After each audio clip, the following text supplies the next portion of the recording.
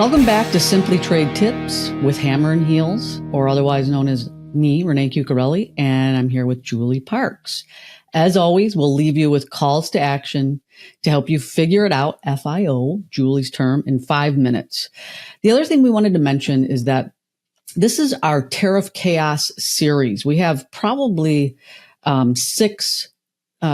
we're going to have 6 episodes. So make sure you refer back to the other ones because we're going to reference those on occasion. Okay, Julie, what are we talking about today? So under Tariff Chaos, I think we need to discuss how not to waste a good crisis. Okay. So for me, there's a couple of tips in here.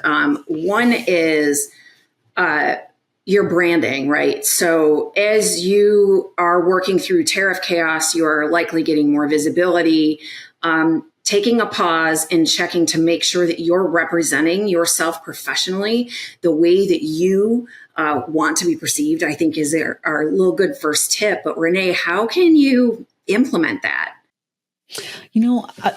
Operationally, I literally bought a book called Branding for Dummies. Did you?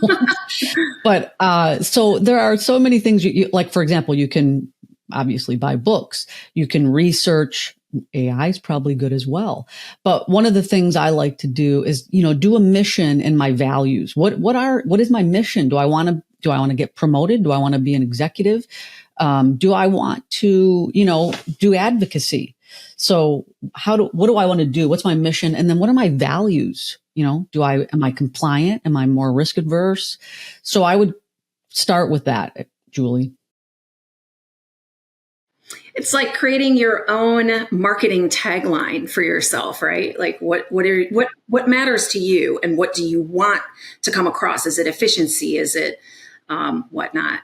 And then the second thought that we had was thinking about how and being very intentional about how are you elevating customs in your organizations or in your trade proper in your broader organization. So this might look a little bit more like not yourself, but your department. Are you asking for the right talent? Is now the time to do so if you need to switch that up a little bit? How are you positioning your department as being helpful or mandatory? Maybe there's some mandatory pieces that you're putting into policy now. Renee, how should folks think about putting this into practice? So elevating your trade group and your organization means to me operationally, maybe making sure you're in the newsletter, making sure you're part of the right task force and committees, making sure customs has a voice in your organization. And it's easy now. I mean, back when Julie and I started, they're like, oh, you do what? You clear. All you do is move freight. You don't clear freight. But today we're on the front of the New York Times every other minute. So there's this, that's why I think the name of our show, Don't Waste a Good Crisis, is awesome because now we're in front and center. So you can get into these meetings and these task force, get to these industry events, make sure your organization is valuing you and your department and making sure that you have, it's easy now for us to demonstrate that, I think, but make sure you're on the right task force, make sure you're in the, newsletter. Such a good setup, Renee, for like our third thread to pull on here. So there's a lot of projects that you probably have worked in the past that you were told no about. No, you can't automate. No, you can't shift your org structure. No, you can't implement an automated solution for a mitigation program.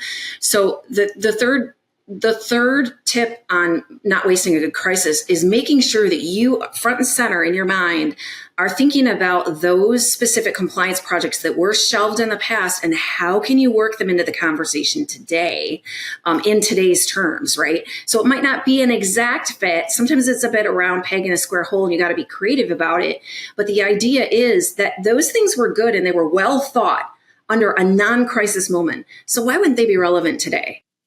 Awesome. I love that, Julie, because a lot of people are so overwhelmed. They're probably not even thinking this, right? Oh my God, let me go back to my list and pull that out.